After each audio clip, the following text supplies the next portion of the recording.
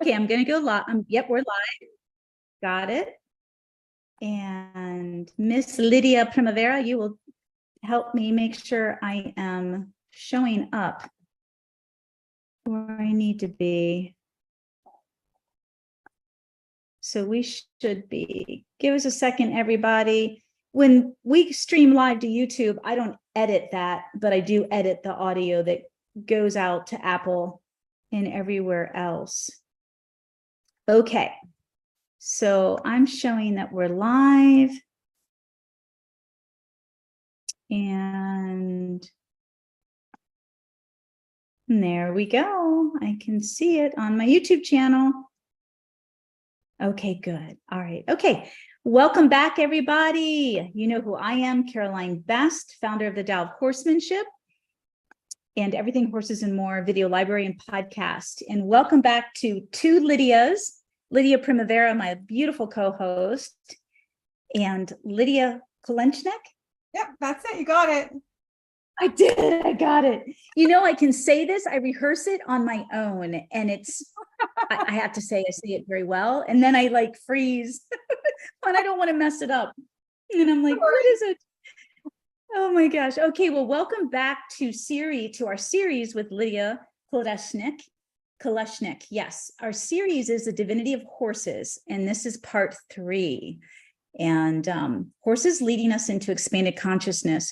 Before we get into this amazing discussion with Lidia, and it's also a continuation of where we left off in part 2, where you're going to continue. I think we were on number 5 of your 12 ancient principles of your high performance wellness coaching.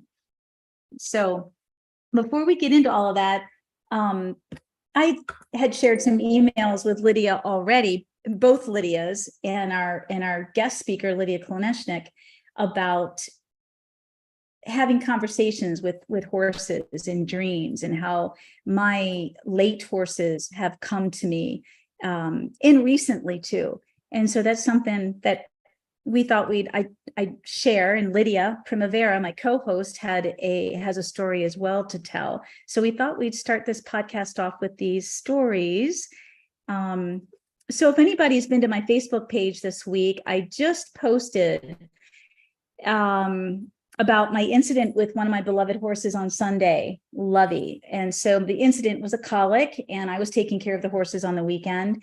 I do have a part-time staffer who does a phenomenal job. This weekend, she'll do the horses in the morning. But anyway, I do most weekends and every night.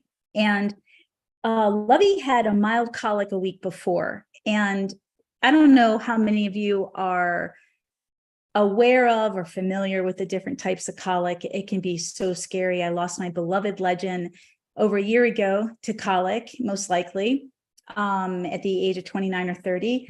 And it was a sudden death. And I've had a ton of experience with horses and colic over the years. And Legend had also been a horse many, many years ago that had colicked frequently because of the type of healing and the process of healing that he was going through when I first got him.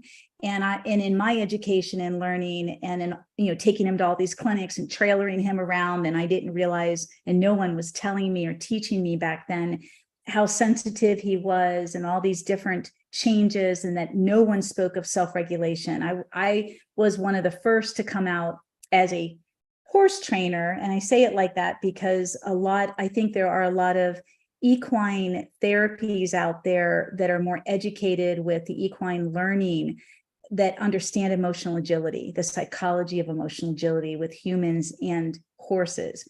And so I was one of the first to write articles about emotional agility, and because I kept questioning, why is he colicking every time we go to a clinic or we go somewhere different and there's so much stress? And yes, so Lovey colicked a week ago, and it was mild. And I had a group of students here, and we were having group lessons. And I gave her some Banamine, and I let her out of her stall because she was knocking on her stall. She wanted to be part of the group before we started. Let her out. She free roaming. My horses are like dogs. The rule is you can't be let out unless you're going to stay connected and listen to me. And so if I call you to come back, you must come back, or you lose that privilege. And so she listens. And so she just literally followed us around the other week. And I could tell that she just was ready to go. She could not wait to get back into the work. And I'm not working with anyone. I'm spending most of my time revamping a ton of the materials that I created and relaunching some things. And it's too hot right now. It's just way too hot. So she sprung back and she followed us everywhere last week, and it was fine. This Sunday, she colics again, and it's around 9:30 and close to 10. And I'm getting ready to finish up in the morning. And then I'm going to clean up and go get my mom and bring her home for the day. It did not happen. Close to 10, when I'm getting ready to leave the barn, I'll come back later. She's out there pawing. And so I called the vet. I spent 4 hours hand walking her, preventing her from lying down, preventing her from trying to roll, pawing. She pawed so hard, you guys, for 4 hours because I had to take her everywhere while I was taking care of the horses, and I was sweating, and I was bringing her into the barn in front of the fan. I was trying to do energy work on her. I was doing everything I could. She pawed so hard on the concrete in the barn, she shaved her front hooves completely straight off. So she peeled back, she chipped them, and then she just shaved them off. So, I'm starting to cry. Midway through the 4 hours, I'm exasperated and starting to panic, and it's not getting any better. And I've given her almost a double dose of Banamine in 2 hours. And you can't give them a lot of Banamine because it's bad for their kidneys. Oh boy. So, it's when I started to cry, and I was sobbing. I was leaning into her. And I'm just like, F me. What the hell? Why does this keep happening? I can't take another death. I just lost my Trinity in a matter of a few years. I just, what's the purpose of all of this? I'm questioning everything. I'm like, should I even be doing this? If I lose Lovey, she's my next protege. We're so close. The next, level of horses that I have after my Trinity bring me into, they mirror my new level of consciousness. They mirror where I am. They are not like my old Trinity. And that's a profound conversation where we can continue these podcasts. I'm not going to finish that today. And I'm going, so I'm getting more anxious, right? I'm getting dizzy. I'm leaning up against her. I'm crying. And then I just go, basically, God damn it, Legend, Smokey, and Sundance, I fucking need you right now. I'm like, please, I need support. I don't need an answer. I just need support. And bam, comes the song on the radio. Just like, bam, it got the last word out of my mouth. And here comes Legend's song for me by Whitney Houston, I'll Always Love You. It's really by Dolly Parton. And she gave permission for Whitney to sing it. And it became a sensation. And I stopped crying. I just felt when that song came on, I was in full-fledged like anxiety, questioning, frothing at the mouth, crying, into my horse. And then I felt that presence of Legend, like I have felt the presence of 2- and 4-legged loved ones come through me and into me. And I just stopped and I just got calm. And I was like, okay, I got this. Thank you. I got this. Like the clarity, like the got this was, I just had clarity, like all that dizziness and feeling overwhelmed and that anxiety attack that I was about to have just dissipated completely. And so good news is we survived the 4 hours until the vet came, and she was wonderful. She was a new vet who was on call. And a couple of things I want to share with everyone that I didn't realize is I had the right kind of electrolytes. You want salt, not sugar, number one. And number two, Lovey just wasn't drinking enough water. So colic can be stress, which it was for Legend and many of my horses back in the day as we were learning and healing together. So we have stress, we have barometric pressure. That's a big one. I've always lived near the water, Maryland and now here in Florida. And those barometric 30-degree pressure drops or spikes can cause gas. A lot of vets don't talk about this. These are things I used to ask about that just I was questioning and reading and kind of putting things together back in the day. Now vets are talking more and more about it, that colic can be stress, that colic can be barometric pressure, colic can be gas, colic can be an impaction, obviously. And so Lovey did not have an impaction. She had a nice, healthy, moist pile of manure that morning when she was colicking. And then when the vet came, and of course I wanted Lovey tubed. You want this. You don't just want the vet to come and listen for gut sounds, which her gut sounds were excellent. But she was very extended. You could see the bloat. So I wanted her tubed, and the tubing is both the electrolytes and oil. And then I want her hand to go in her rectum. They'll put a sleeve all the way up to the shoulder, and I want her to feel around and please make sure that all her organs are where they're supposed to be. Because if a horse doesn't have to roll to start twisting, and Lovey could have been twisting the night before, and I would not have known, right, guys? I mean, she could have been colicking that night and then just appeared okay for food and then was colicking again. So you want to make sure all the organs, the spleen, the intestines are where they're supposed to be.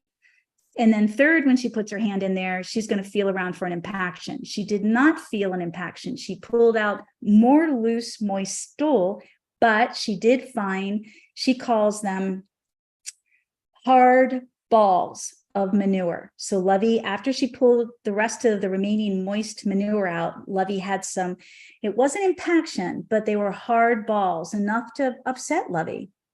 Lovey's very sensitive. Here we call So she them pulled rocks. all those out. What, honey?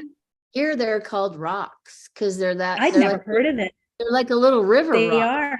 Just like a river rock. Yep. It was hard. I'd never heard of that. Nobody had It's really explained it or hard for showed them that to pass before. them. Yes, it's very hard for them. to Yeah. So yes, so she got that out, and then of course we did the tubing, and we're good to go. Now we've got our eye on her, and how to my vets tell me, you don't want to give horses electrolytes. I've had people giving horses down here electrolytes every day. You don't. You want the horse to have a choice. So it's recommended to have a bucket of fresh water in the stall, even though we have automatic waters. For a while I want to monitor as much as I can, and a bucket of electrolytes and let them choose. Now, the next day or two, I did put a half a scoop of electrolytes in her feed, and she wouldn't eat all her feed. So that's just telling you she didn't need it or want it. But this was what's cool. Not only were like the next 12 piles of manure moist, you guys, which is a lot. Wow, that really cleaned her system out. Both Clarissa, my staffer, and I noticed that her urine was the clearest it's ever been. So she's definitely back on track. But you just need to pay attention to that. And Lovey is, for all of you that know Lovey, she is such a super awesome, sensitive horse. But while I was panicking, I'm, beating myself up, and thank God my husband, he came down, and he doesn't handle the stress very well. So it stresses him out. So that didn't help in the beginning, but then he came back down and was there the whole time for me and with the vet. And, he's just, it was encouraging, don't take it out on yourself. I'm like, am I causing this?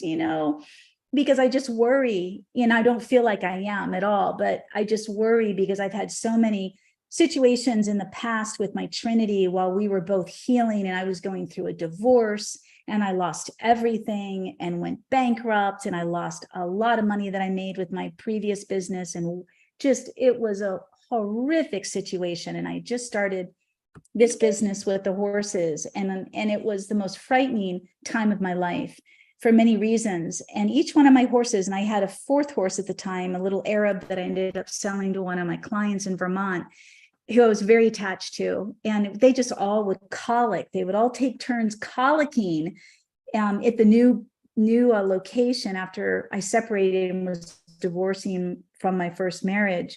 And I was so stressed out, and each one mirrored that stress, and I just, that biggest fear in me during my personal growth is not, giving that, projecting or transferring all of the above. I don't want my horses to own my shit. I want them to get to a place, and my Trinity eventually got to that place where they had that healthy level of autonomy from me, because they were so healthy that they didn't take on my pain. And if I understand correctly, too, in my experiences and education about shamans, that the old shamans used to take on the disease or the demon or the pain, and take it on and fight it. And the new shamans don't, like they're just a healthier. Am I correct or no, Lidia? I don't want to interrupt you, but absolutely. Like we never, ever, ever want to take on energy of anyone or anything. I mean, that's, I've done, I don't know, in almost over 30 years, thousands and thousands of Reiki sessions and individual sessions. And I never, ever take on the cancer or the trauma or anything like that. And I teach my students about that. That's the non-attachment. But you're absolutely right. When I started learning years ago, we were told some of the old masters died young because they would absorb the energy. So we're all evolving. And well, let me share this really horrific story with you. I agree. And I think that the Trinity is my first experience with horses coming back, us both coming back in this life together again. Legend died, and what he told me when he was dying, and Janine is my witness because she was here during this, was that I have to leave now. Now is the only window of time, and I'm taking your husband's cancer with me.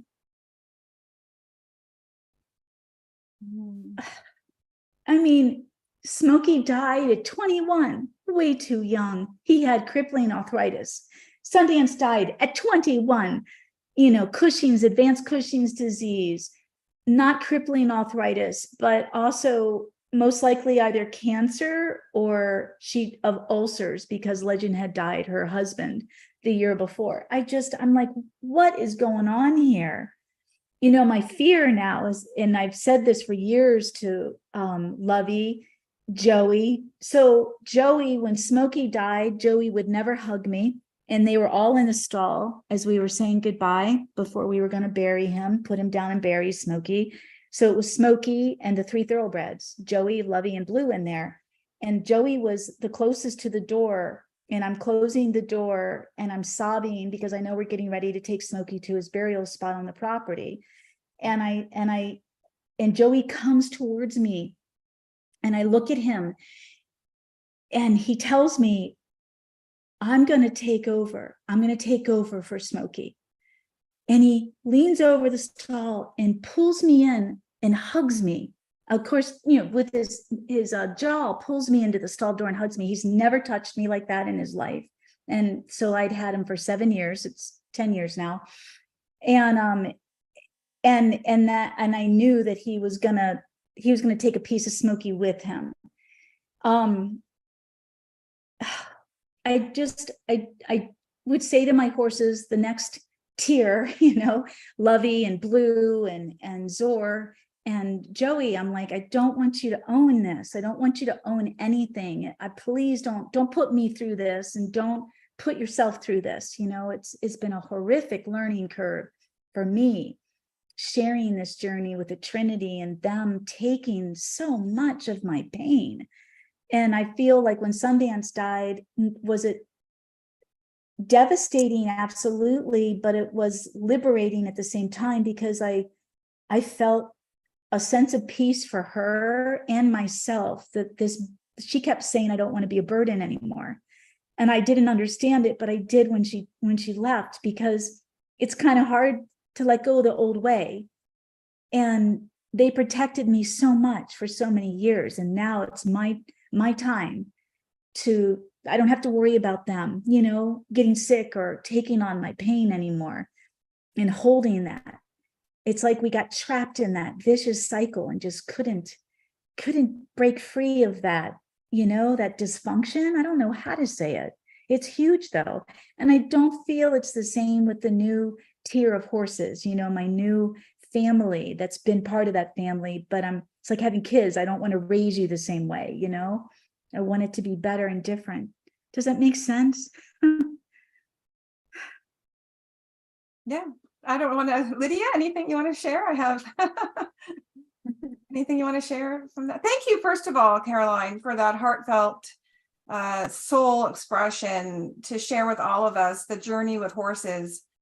Because for those of us who live with our horses, care for our horses 24/7, run businesses, have other lives as well, and then learning how to balance that at a very high level of energetic sophistication is part of that journey, right? And the journey that you described with us is honest. I mean, we go through that when we're the ones on the property caring for them, you know, day and night, and wanting the best, and having a spiritual not just relationship but union with them. So I don't want to. It's been dysfunctional.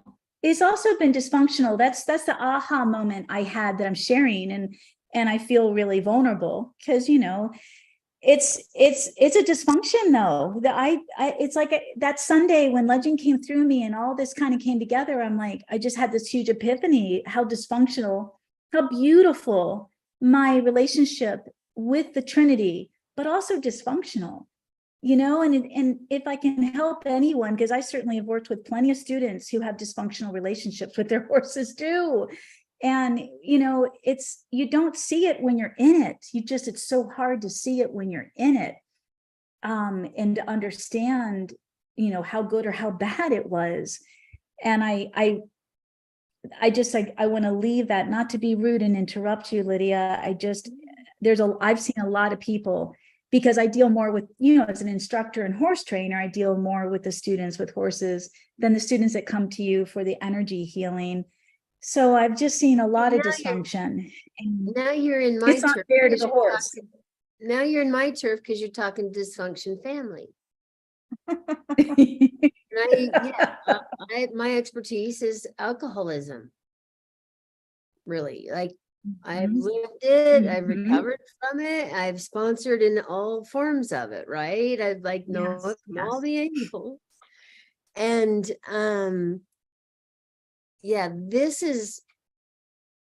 but to me, this is different. This isn't horses coming to us in dreams. This is horses coming to us in awakeness.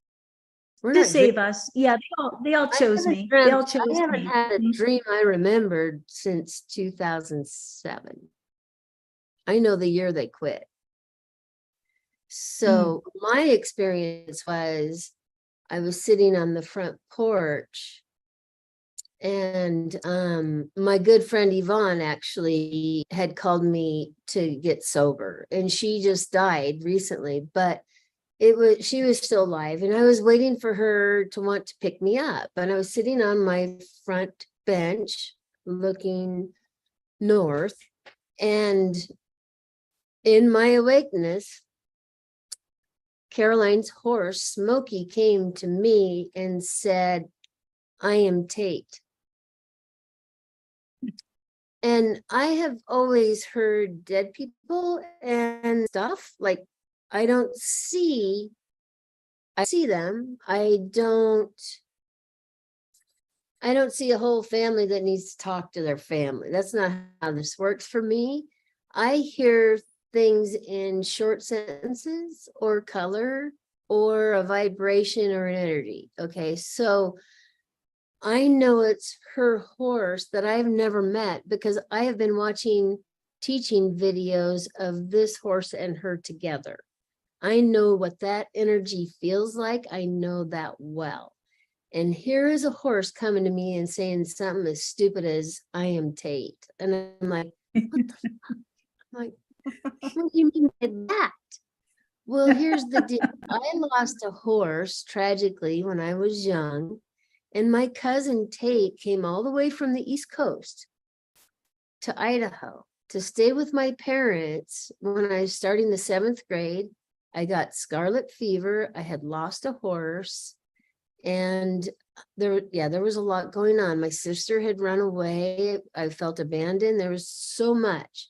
And Tate came, and he was my spiritual guide through this. This is a young man who comes from a Christian evangelistic family that tried to get me to get reborn and all of that. but he never forced any of that on me. He always told me, trust yourself, your own intuition.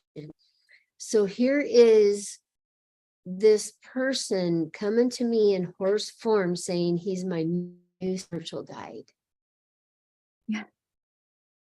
And keep watching from Caroline, because I'm right here. I never have gone. I've never left. I'm still your spiritual guide. I come to you in many forms, not just human form. So that was really cool. Like, yeah, that's, and it gets more and more and happens all the time, more frequently, the more I practice Taoism with horses.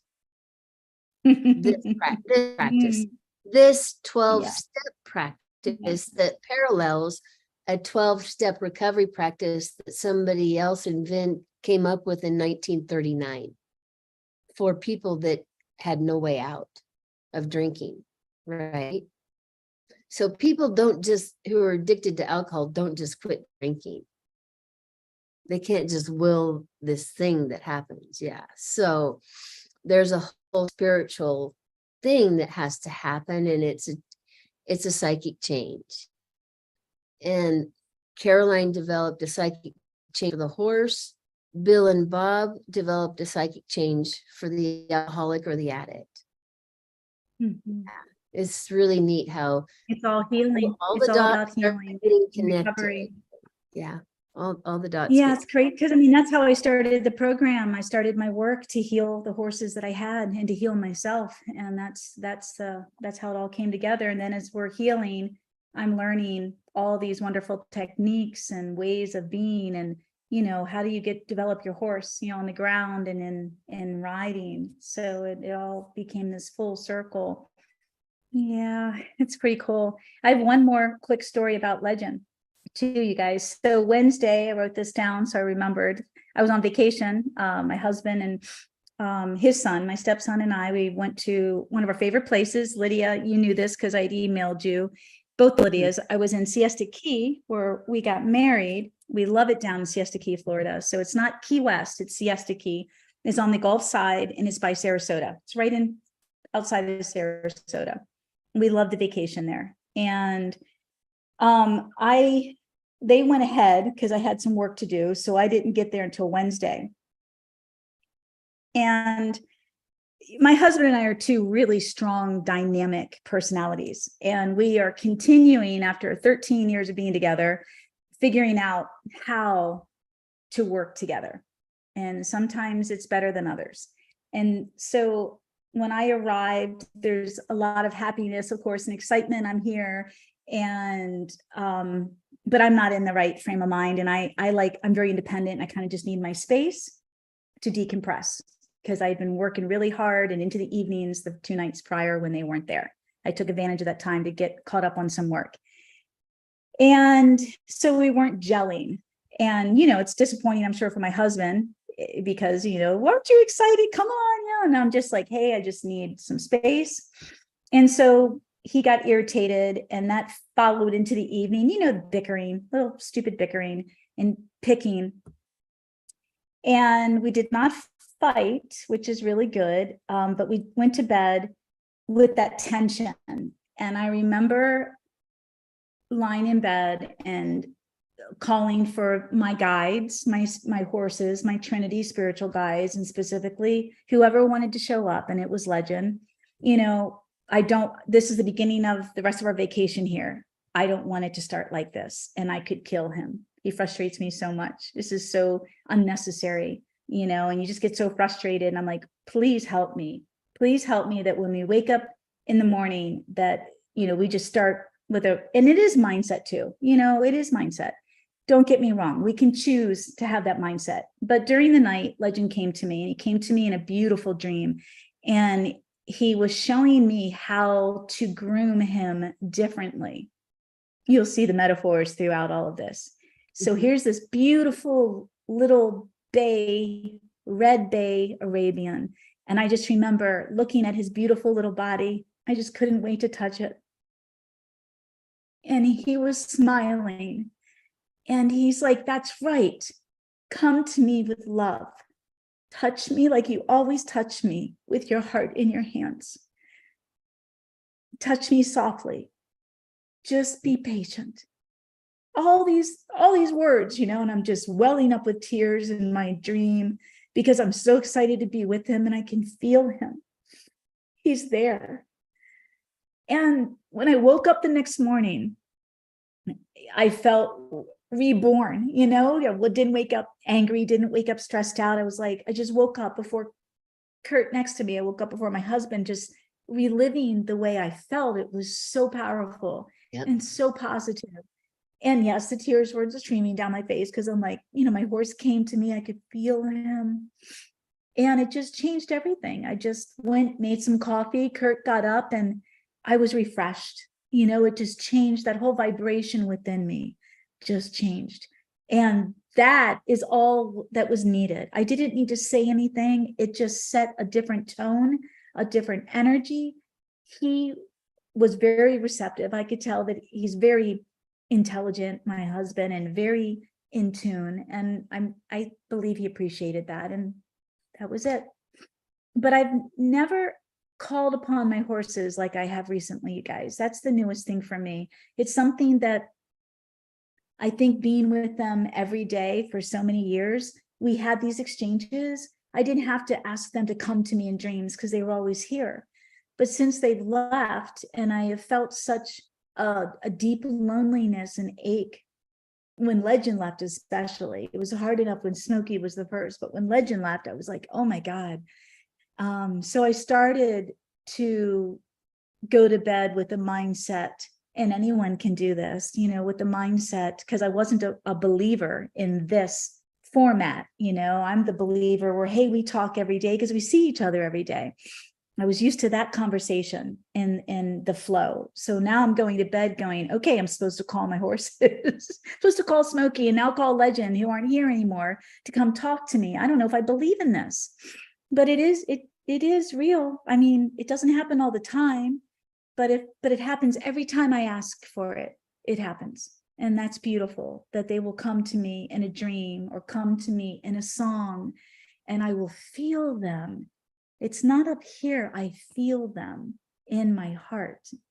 I've woken up, my two labs picture behind me that passed away. We buried them 5 years ago. God, they came to me, especially the yellow one. He was my soulmate dog, right through me. And I would just wake up bawling because you're like, where did you go? But they were happy, and they wanted me to know that they were in a great place, my dogs, and they were very happy.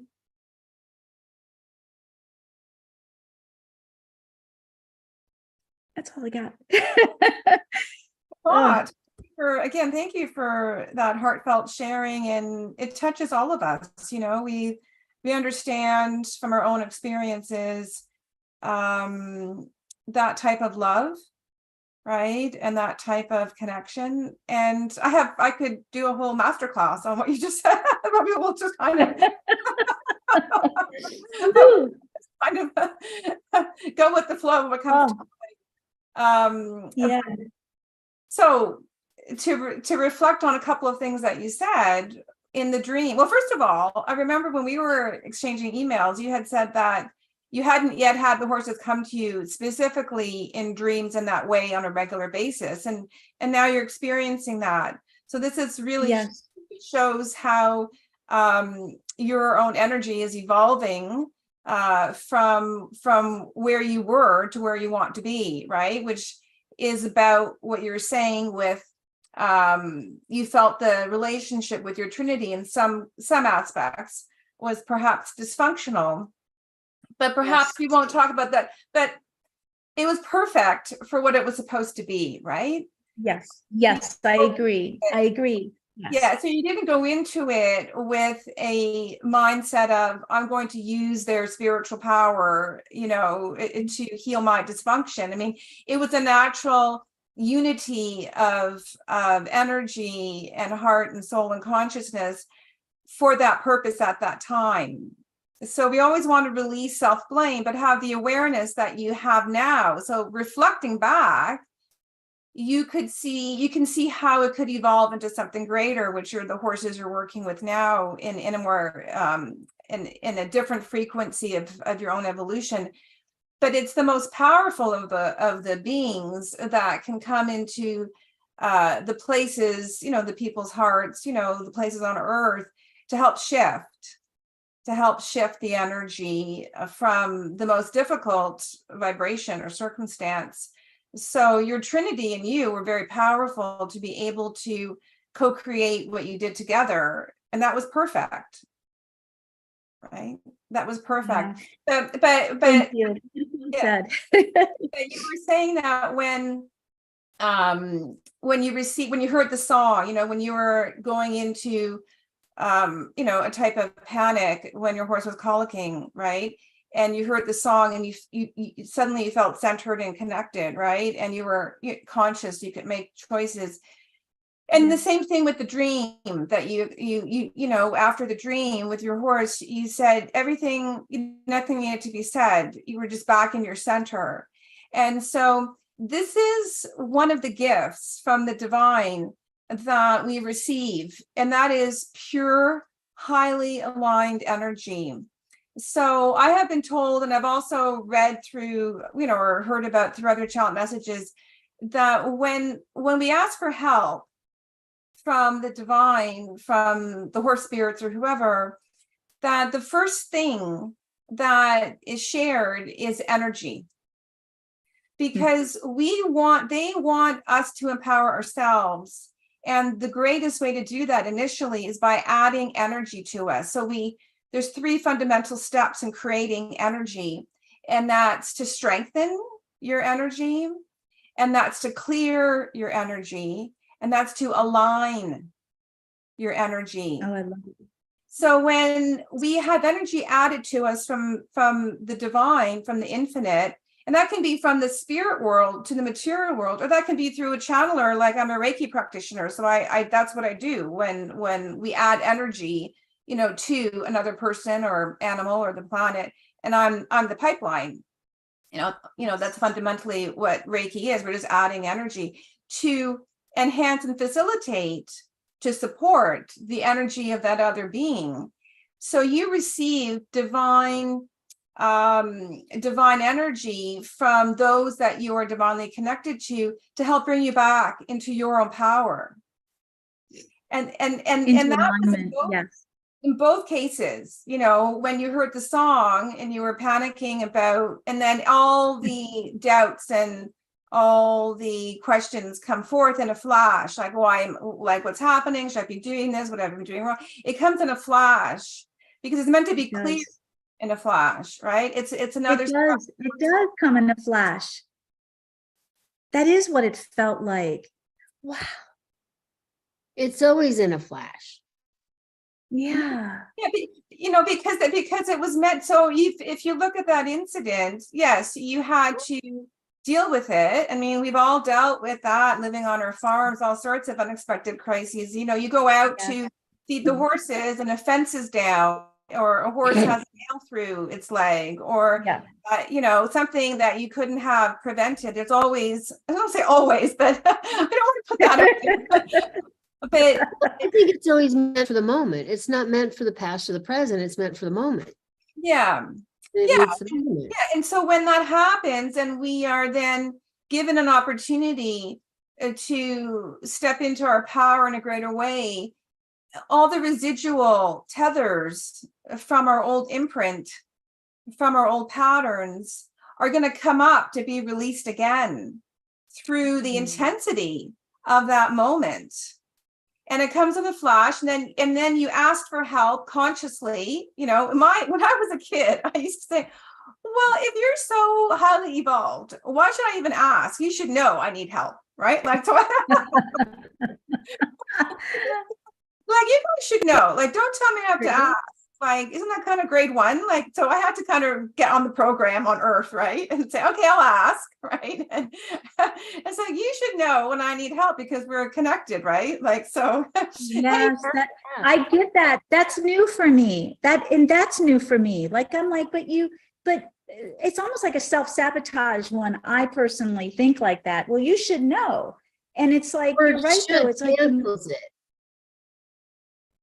well, it's like, I guess it comes back to what we're talking about, a higher level of consciousness, though. It's like, I feel like I have to get to that place where I have to ask for whatever reason. There's a grace in that. There's a level of connecting that to what I'm feeling and understanding on a greater level that will allow the release to happen.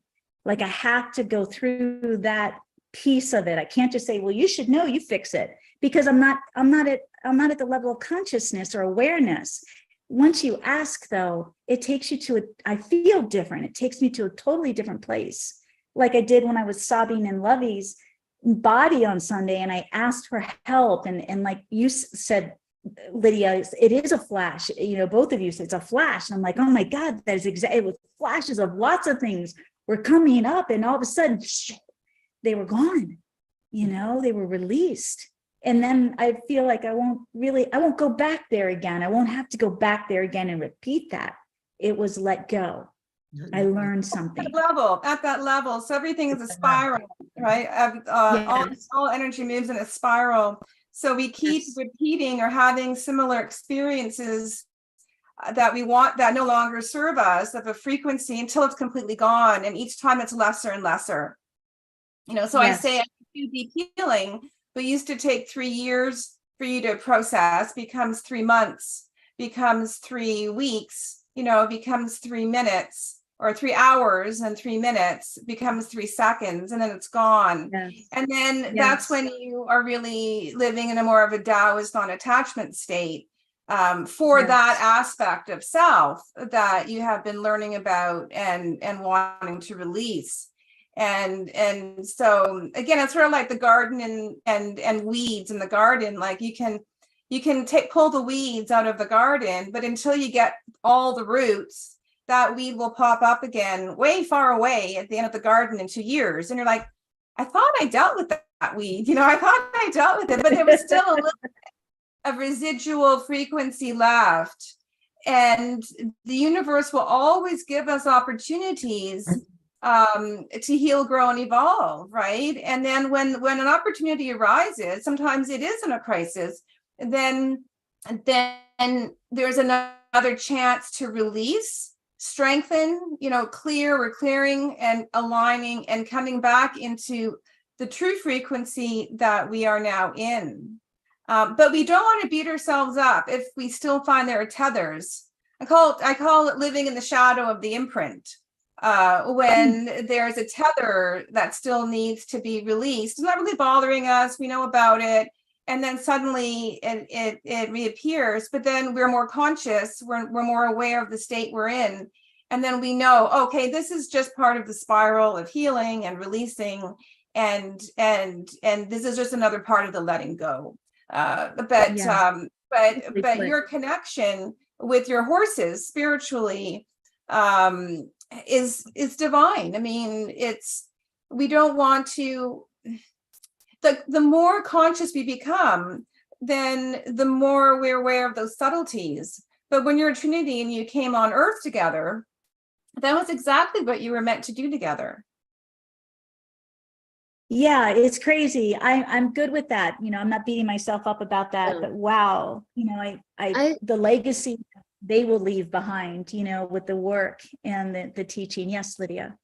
I want to talk about the ask, because to me, it's really important that people don't assume, well, you should help me because because the ask is the invitation to help. Like, it opens it up. There could be 10 dead souls around you wanting to help you, and you're giving them the F you. They can't help you. They might want to help you in all kinds of ways, but if you aren't listening, they can't help. They can only orbit. That's my experience, is that I had to realize that myself. Like, I have to ask or they don't show up. And they might knock on actually, I get knocks from them when you guys aren't listening. Like, that's when they come to me in a vibration or an energy. And it's because they're knocking at your door and you can't hear them knocking at your door going, hey, I want to help you. I'm out here wanting to help you. I'd like to arrange some things for you, but are you there? And then all of a sudden, oh, she can hear me. And they go, and they pop in and they give me a sentence or a nudge that I can nudge you with. And then you go, oh, that's real. And I'm like, yeah, it's real. They're really showing up. Anyway, so that's my little 2 cents worth to back up. Look at So Look many at your kitty levels, cat. right? And we're all relating what feels right for us. So there's the ask, and then there's the ask, and then there's the ask, right? There's the conscious ask, there's the ask from the ego, there's the ask from the soul. Mhm. I mean, there's the ask from the heart, right? There's conscious, subconscious, communication. So the point is to stay in that connection consciously, and asking is a conscious. We're conscious of what we need in the moment, right? Yes, it opens the door. I think it's the key that opens the door. If we don't get to that point where we ask, we don't reach that next place of, which is releasing or letting go or finding the answer or feeling like you've got an understanding. That's my experience with it, that I've got so many personally myself. I have so many, as I get older, I see this more and more. I have so many walls still, not defensiveness, defense mechanisms, but walls, that I've put up for so long as from my childhood. And I understand, but it's just interesting when I'm like, why can't you just ask? Just ask. And what do they say? You shall receive, and you still have to be conscious or present enough to see what's being shown to you. But still, I think that for me, that big aha on Sunday was, I asked and it was the key, and bam, he came in like as fast as he could. I'm right here for you. I'm right here. And it is different. I feel the energy from the Trinity is healthier. It's different. Like I said, when Sundance passed, there was a liberation for me. They were my training wheels, they were my wings. I relied on them way too much. There was too much codependency still. And now I'm like, oh my God, I have to do this. I can do this. And I'm not going to cripple my next generation of horses, to the best of my ability. I'm not going to cripple them, mentally, obviously not physically or emotionally. So yeah, it's pretty, wow. It's just working on ourselves. Sitting with all of it. It's sitting with all of it. What, hon? That's why we're always working on ourselves and evolving so that we can be with them for who they are and who we are. Yeah, it's pretty lifestyle now. As we go forward on the planet, those who are interested in really living a soul-based life and getting to really understand who they are, it's really healing and personal development as a lifestyle, not just when we're in crisis or not just when we're trying to recover. It's an ongoing integration. A choice. Yeah, it's a choice. It's an interest. It's a choice. Yeah, healing as a lifestyle or personal development as a lifestyle. I mean, that's what I do. I mean, I'm immersed in it 24/7, and you keep expanding from where you are. And it's very interesting, Caroline, what you said about when one of your horses said, I have to go now, right? There's I don't know if he said an opening or a time. Yes, he said this is my opening. I cannot stay. Yeah. And I'm screaming. And the vet's looking at me and Janine's looking at me, and I'm screaming, and he's screaming back, and I'm screaming at him. And I'm like, no, you have to stay. You're not done yet. What are you talking about? And he's like, no, this is my opening. This like a portal. This is my opening. And I'm taking your husband's cancer with me. So well, yeah. And so we don't really know in our the frequency of the material world always the multidimensional complexities of our lives, right? Because we're all multidimensional beings, and so are the horses. And so sometimes you hear about, like, I know a few years ago in our neighborhood, there was one day in the summertime when several horses in the community suddenly left. And one of them was mine, and it was devastating. It was completely devastating. And then I found out later, through channel messages and the horses that came, they said there was a special portal that was open, and we were being called to the other side, and we had to go. Like, we had to go. That was our opportunity to have really a beautiful spiritual birth into the higher realms. And even though some of those horses said they didn't feel everything was done, but that things change in the spiritual world as much as they change in the material world, but it's always in alignment. And so sometimes there are those unexpected moments where somebody, a person or an animal or a horse has to leave. And it's devastating for sure. But if they express that to us, then that is a higher calling, for them. And I've worked with many, as you know, my specialty for most of those 25 years was helping clients with cancer. And I've worked with many clients where a pet, like one pet in the house, would essentially take on that energy and pass away while the person was healing. Now, I've just been the observer of that. I didn't have any idea of what was going on. But we don't really know the soul mission, right, of all the animals, and they do. I mean, we don't even know ourselves. Humans can't even know ourselves. All of my mentors have left on President's Day years apart. Oh my gosh. Yeah, President's Day. My Wow. mother, What my a portal. mother, my father, and the man that taught me falconry and science. The one that told me all the ones that told me what my purpose was here left on President's Day. And that is different days of the month, right? It moves around. President's Day does. And so did those. Yeah, with the day. Whoa, be careful if you're my mentor. Caroline.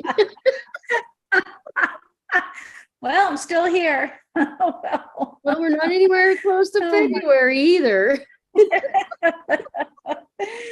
Oh my gosh. What relates to one of the universal principles is everything that has a beginning has an end. And even though life is eternal, and even though our souls are eternal, the way in which we manifest and support each other, everything changes. That's another principle, right? Change is the constant of the universe. So this is all part of the flow of living in the flow of universal energy.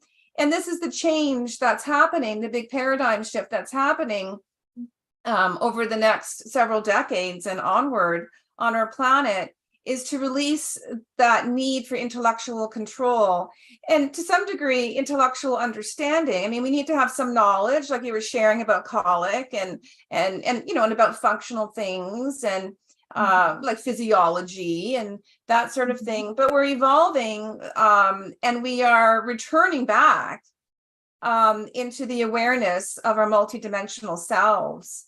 And it's quite a process. I mean, we're all having experiences that are initiating us into our greater wholeness, and with the knowing that everything that has a beginning has an end, right? In terms of the nature of our manifestation, while being conscious that we are in an eternal flow and oneness of energy, right? There is no separation. And this is something that I came to realize in my own healing, but it's a teaching of the ancient, of the ancient spiritual philosophers, and our modern world has taught us that you excel through specialization, through intellectual dominance, through mastering your mind. Now, I support mindset for sure. I completely support mindset, but mindset is the first step towards flow state, right? And then we're just learning how to live in flow state. Where a lot of the animals, in this case, I'm talking about horses, they already know. I mean, they already, like, your horse knew Naturally. to help release the cancer and that she had to go through that portal. And it's not to say, like we said before, they don't feel trauma or they don't feel suffering and pain on the earth plane, but they continue in the midst of that. They remember who they are as high spiritual beings. They remember their soul mission. And that's why they have the patience. Sometimes you Like look they at don't forget. Sorry? I think it's more like they never forget. Yeah, that's right. That's They right. have to remember, they never forget. Yeah, that's right. They never lost that, where humans, it has been trained out of humans Yeah. at a young age Yes. to not value the spiritual connection. I mean, that's why the word woo-woo, is around. Well, you can call it whatever you want, but woo-woo is the essence of the universe. Woo-woo is universal energy. And people I love it. people can discuss it in a derogatory way, but that's just reflecting their own separation Yes. from the oneness of life. It's a defense mechanism.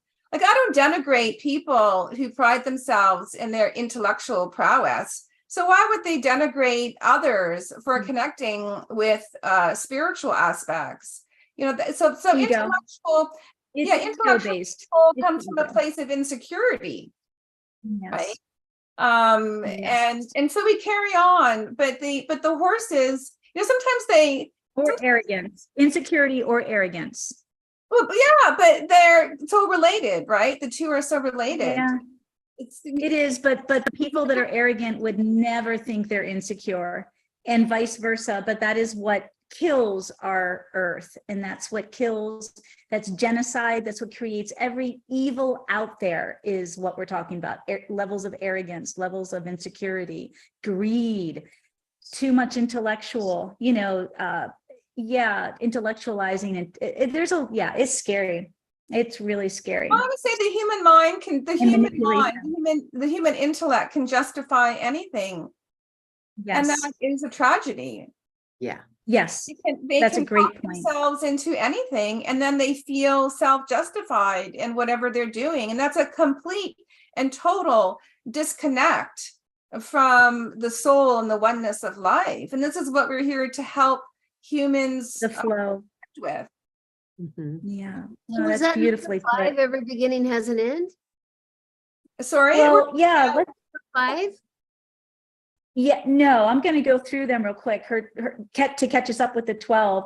So since 12 at once. yeah, I mean, we left off a couple of weeks ago with your 12 ancient principles, which is a roadmap. I'm just going to give everyone who isn't familiar with this a little brief summary so we can catch up where we left off.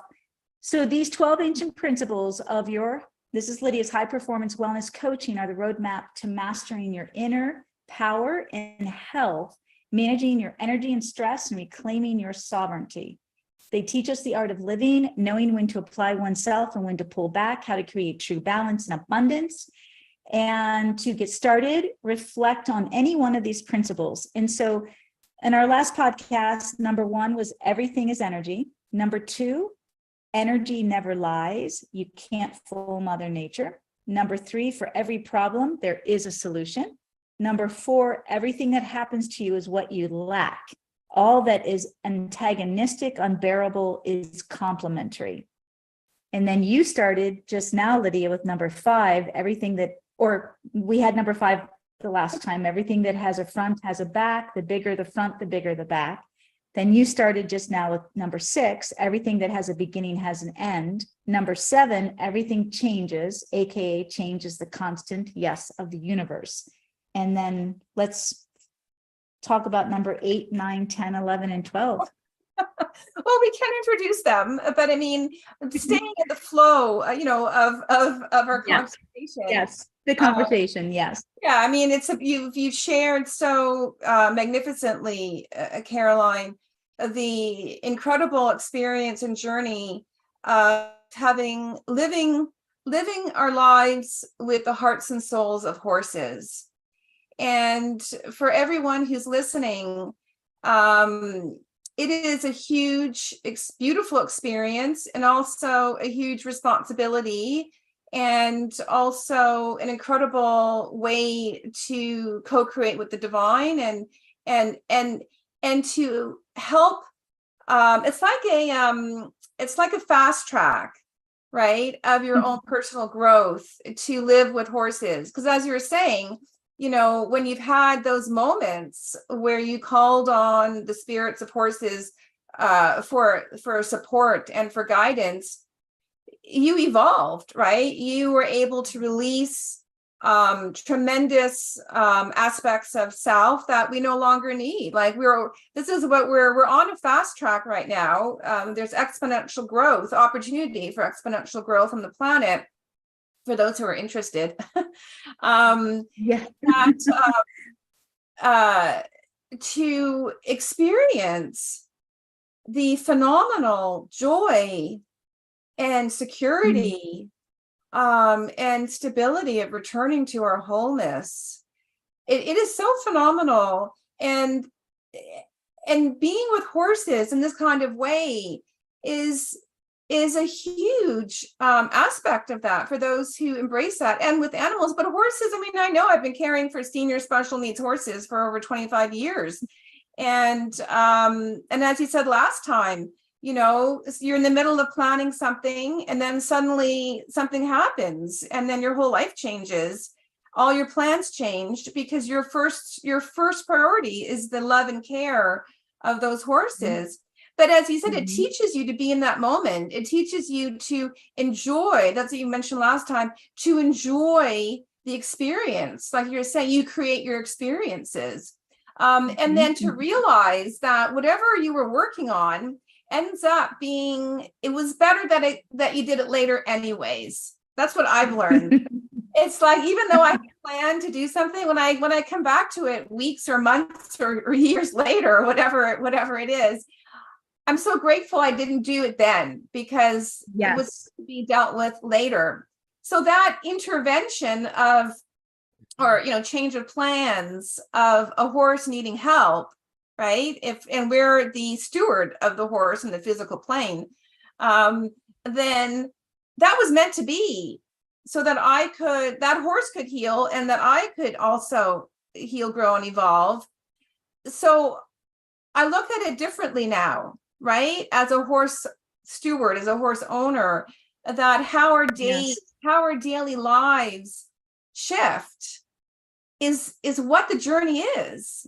It really teaches you non-attachment. It really teaches you to learn how to be self-reflective and conscious, bring in the spiritual aspect, live from the intuition and knowing. And then there's all the knowledge, like you were saying about colic, or about an injury, right? Or about how to heal with the vets, how to heal holistically, how to work with the vets and holistically, right? Like, this is really a huge undertaking for those of us who honor horses and have reverence for them, because we took them out of their natural environment.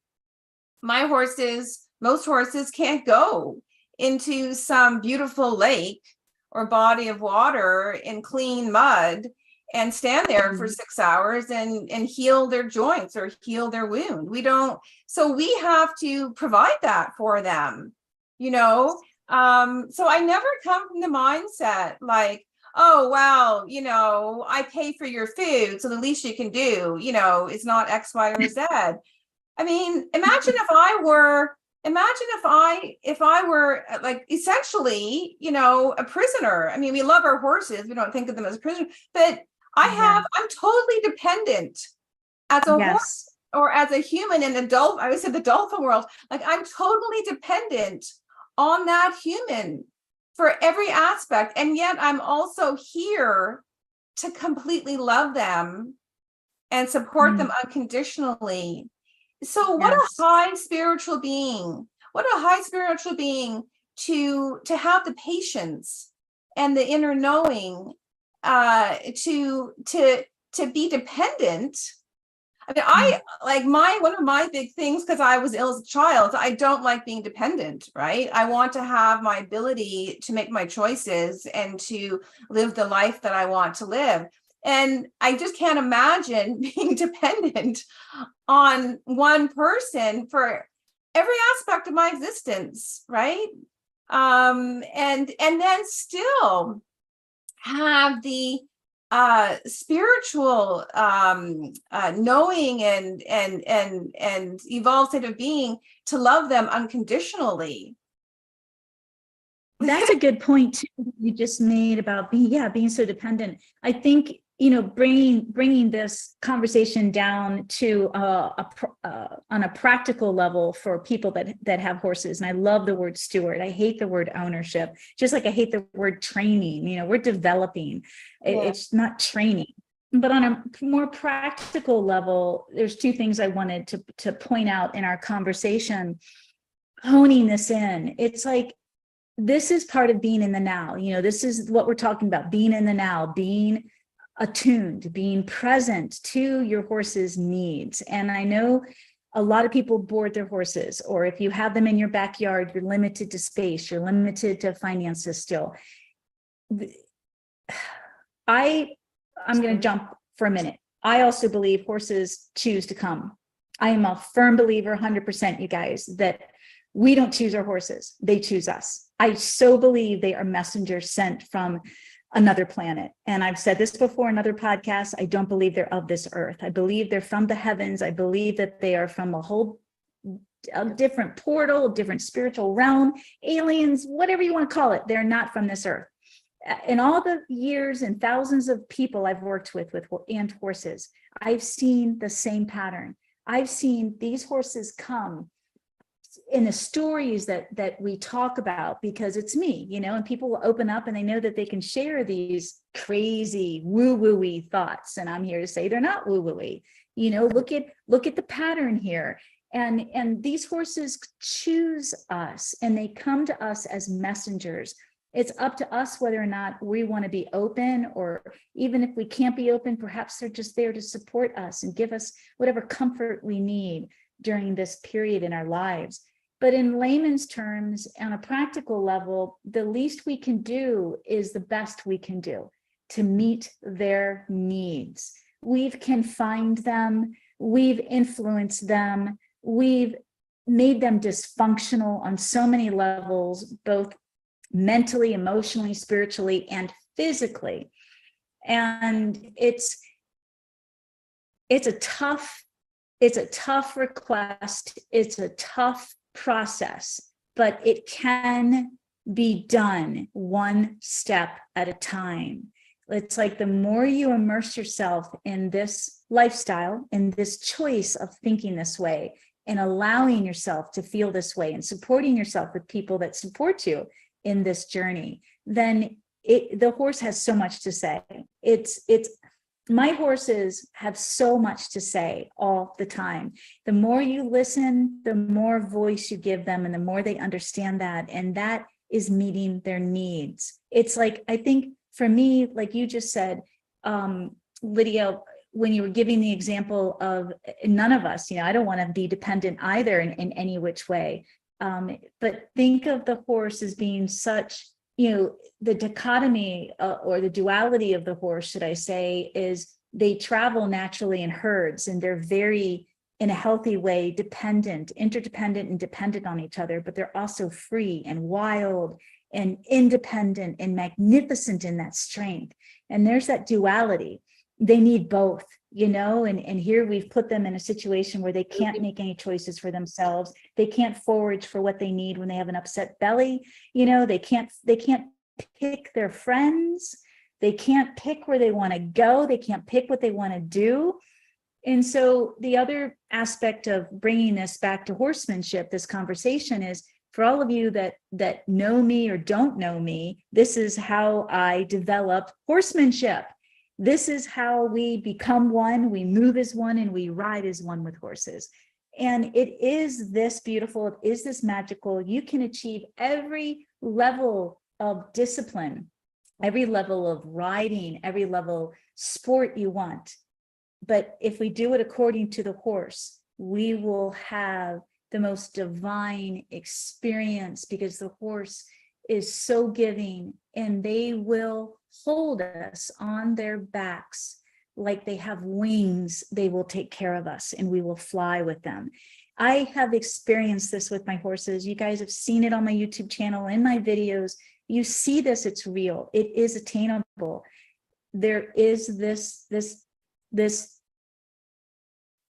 I don't want to say juxtaposition. It's we've got to get to that step though, where we unlock that door, where we open ourselves up. As I say, the Tao of horsemanship is the way to all possibilities with horses. You must open yourself and your mind. You must open your heart. You must take that first step to believe that this is possible. And it's just, it's the least we can do. It's the least we can do. Yes. I want to speak to it about profit, because it's so recent. Remember, like I had been teaching him yields, and he's like giving me the FU, right? He's like, nope, FU. He's still young, and he's still young. Yeah, he's got that. Like, and I want him to be young. But let me wait. I'm going to back up and say, he's not just young, though. This is who his personality is. Everyone stereotypes that he's young. And I just did the stereotype. Oh, he's young. He'll grow out of that. You don't want him to grow out of that. Yeah, there's more to it, though. No. So, Cochise gets sand colic. I have to get mats and sweet and put the food in and all of that. A year ago, I spent months teaching him yields as best as I could without creating frustration and a bad. And for those, tell people what you mean by yields. You're talking about steady pressure and getting him just to move away from you when you touch him. Yes, skin to muscle to bone and still not moving. Bam, bam, bam, bam, bam, still not moving and looking at me like, can you hit me any harder? And I'm like, Jesus. But when I had to start sweeping sand off the mats around him for food, I could go like this and he'd move over. He got it. He learned it, but there wasn't a reason to move over until he saw one. And then he was like, oh, that's what you want? Okay. You need to sweep. I'll get out of your way. No, that's so important, Lidia. Thank you for sharing that, because so many people can identify. Yeah. I gave it up. She was talking about timing. And when I got back to it, guess what? The timing was perfect. Yeah. He was ready. Yeah, that's a deep one. Because how many of us have been told a horse is stubborn, willful, being dominant, being a brat, being pushy, being all these negative behaviors, when how do we know what the horse is thinking? And why don't we figure out what the horse needs to learn? What is it that this horse needed to learn, or how can you make the learning work for them? Yeah. So that they understand. And you don't have to get forceful with them and stronger with them. Yeah, that's beautiful. It's been so cool. It's like a big epiphany. Part of those spiritual laws or whatever we're looking at. Yeah. Yes, it is. Yes, it is. Awesome. So Lidia, to wrap this up, my dear, our beautiful guest speaker, number 9, I think we had number 8, there's nothing identical for your 12 principles, universal principles. Nothing is identical. No two horses are the same. Exactly. Yes. Isn't that the truth? That's in horse development or horse training. It's like, to me, there's like a universal education. I'd like all my horses to, I think it's important that they learn certain things, just like us, to function and be well-rounded. And what's the word I always say? Versatile, that they can do anything because they trust you, they have confidence, they're self-regulated. So but it's no two horses are alike. So you can take the same exercise, the same lesson, and apply it to all these horses, but no two horses is the same. They're not going to learn the same way. And that's where people get hung up with horse training, is they're like, well, you've got a program, Caroline, and not, I've had professionals say this to my face. You have a program, and not, there is no one program that works for every horse. And I'm like, yes, there is. We all go to school and we all learn the same things in the same county, the same state, the same country, just about the same world. We have the same kind of curriculum when we go to our elementary levels of education until we choose to specialize. We all are learning generally the same things so we can all get around in this world and have the same level of education and understanding. But each horse-like person is an individual, and it's up to us to figure out how they learn best and how to help them learn that lesson that they need to learn, so that we can have that language and that level of communication. Number 9, divine alignment is divine timing. Oh my, yes. Yes. Well, we could talk about all of them, but we'll just highlight them. And then 10 is you're only as strong as your weakest link. So that's a whole other conversation. So yes, when we become aware, we're not done. Yeah. So when we become aware of what it is that we need to support ourselves the most with, then we can achieve our potential. So my just briefly, my journey having physical, challenges from birth was my weakest link. So until I learned how to support myself or heal myself in that way, and I continue to have to support myself, it's my first priority is to make sure that I eat my macrobiotic healing food. I don't deviate from that. I know what my weakest link is. And as long as that weakest link is fully supported, then I can blossom. I'm not constantly collapsing. For other people, it could be emotional, mental. A lot of people, it's spiritual. There's the 4 pillars, right? Mental, emotional, physical, spiritual. But that's an awareness for each person. And then yin and yang are greater than willpower is number 11. And what does that really mean? So when Lidia was talking about, addictions and that sort of thing, that I've worked with many clients. I've worked with many clients with so-called addictions and frequencies with that. And we want to understand that the principles in the order of the universe are greater than just pushing through or willpower. Mm-hmm. And when we shift our frequency and can work with those principles, then anything like addictions are much, much easier to work with, because again, we release that self-blame and then embrace self-responsibility, and then the tools that we bring in to support that.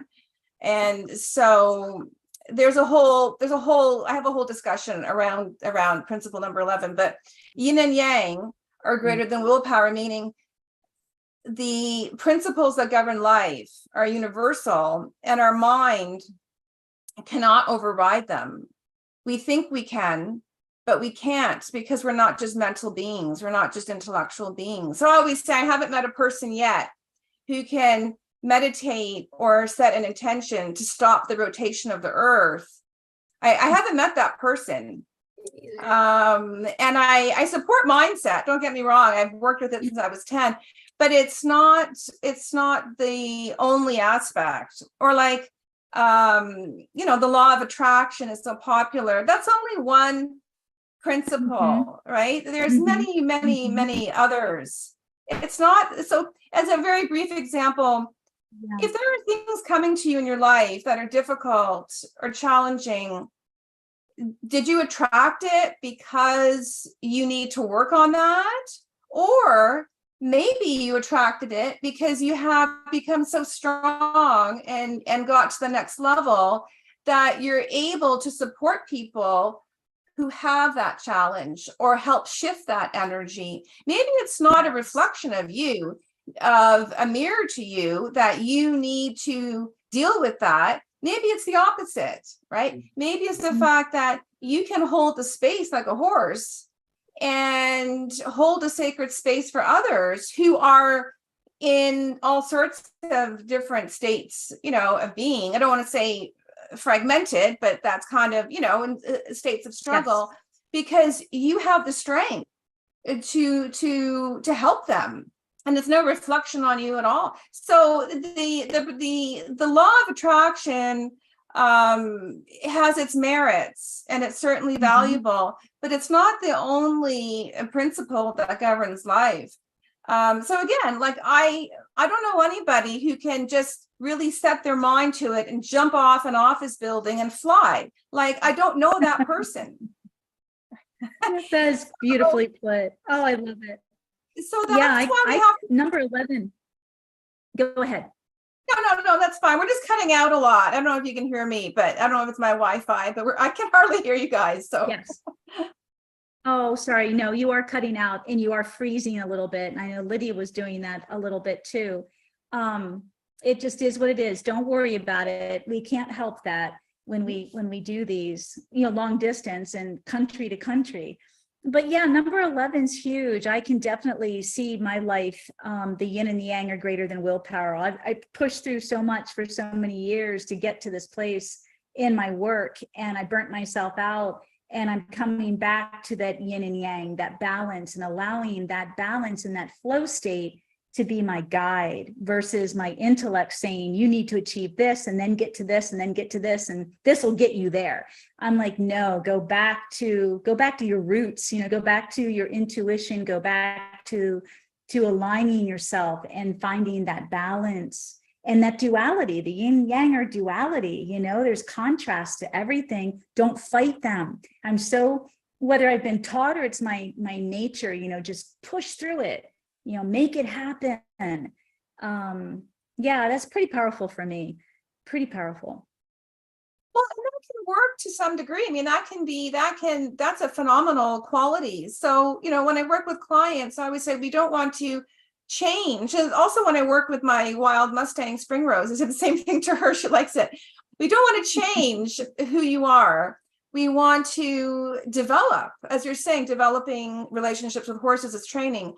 We want to expand and develop who we are and bring our strengths. The ability to push through is a phenomenal strength and a phenomenal quality. And then you want to balance it, right? Yes. With other aspects of self to bring forth. So there's never a loss. There's never a change in terms of I shouldn't be who I am.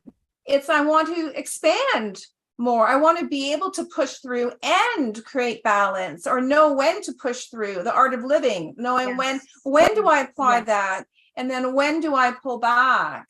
That's the divine alignment, right? Is divine timing. Or what I was saying before, when you go out to the barn or the field and suddenly your life changes because a horse is sick or in distress, and weeks or months may take on a whole new meaning of life. Yes. But that is divine alignment and divine timing, because you're now in that flow state. That you've made that choice.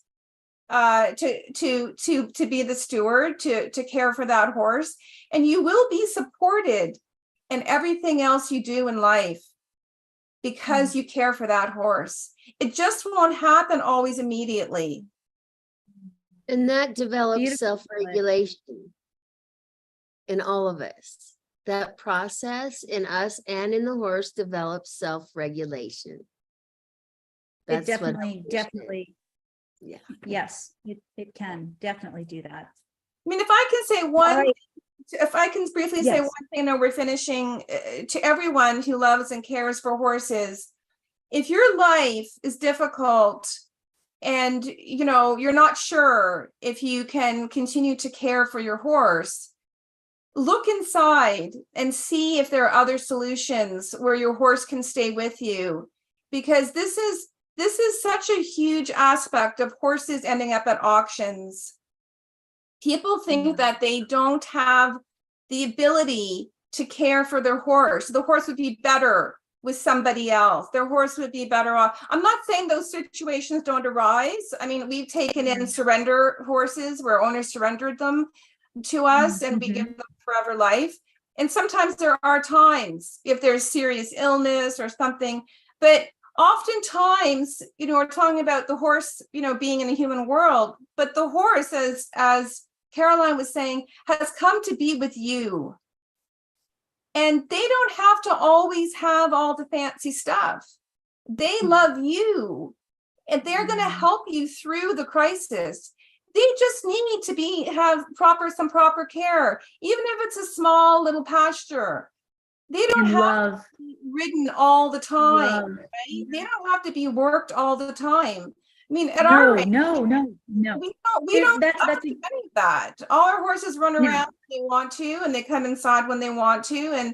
And if I'm more busy, if I can get help, I get help. If not, I balance that. But the horse, the horses are divine spiritual beings that have come to be with you. And it's so, don't despair if you're in a life circumstance where you think you have to give up your horse and you don't want to. It's different if you want to sell your horse or something, but you don't want to, because it's the spiritual connection. It's the love that the horse feels, and that you will receive the spiritual and energetic support to help you get through what you're going through. And, we all see and read, and many people listening may have gone through giving up their horse and never knowing what's happened, not knowing if they ended up in a kill lot. And so we want people who love their horses to reconsider that their horse is okay with them, as long as you can provide, the basics for them. They don't have to be in a perfect environment of, always taking them on trail rides or something. I just want to share that because it's a huge part of honoring yourself and honoring horses through your spiritual growth and connection. Yeah, absolutely. Oh my gosh, amen to that. And being a steward of the horse. Yes, there are too many that go to these kill lots and these auctions and sunbun. Oh, my cat. And also, like you just said, I have not been developing my horses. I won't say developing, I've been developing them all the time, but it's on a spiritual level and on a connection level. I have not been training them. They have not learned anything new in over 3 years. And we can pick up right where we left off because of the foundation and the relationship and the connection. So there's so much you can do with horses. And both Lidia and I are available for anyone to contact us on what to do with your horse and how to continue this spiritual journey. And I can't thank both of you enough for this wonderful podcast. And we will be back. Hopefully, Lidia Kolenchuk and I will be doing this on a monthly basis or every 4 to 6 weeks so that we can continue, spreading the word and helping it. Thank you, Lidia, helping anyone on their spiritual journey with their horses, including training, how to make your training a spiritual journey. Oh my God, yes. Yay. I just want to plug my book. So I have the book, Evolving on Purpose, Co-Creating with the Divine, with my chapter, The Divinity of Horses, launching on Amazon on August 30th. So join our book launch event. We have free prizes. Yay. You can go to my Facebook pages, Instagram pages, and you'll find the link. And my chapter shares the story of how horses are divine beings and how we can connect with them. Beautiful. Oh my gosh, how beautiful. Oh, congratulations. Yay. Fabulous. Thank you. Thank you. All right. Well, bless everyone. Thank you so much. Yes, Lidia. Leave with number 12, maybe. Oh, number 12 is the capacity principle. Know your limit, live within it. Oh, I like that. That's powerful. Yeah, well, we can dive in. We can dive into these another time. Podcast. I don't want to go too long today, but we gotta go. Yeah, it's just learning how to live within your energetic capacity so you don't get overwhelmed, go back into old patterns, or get burned out. Yep.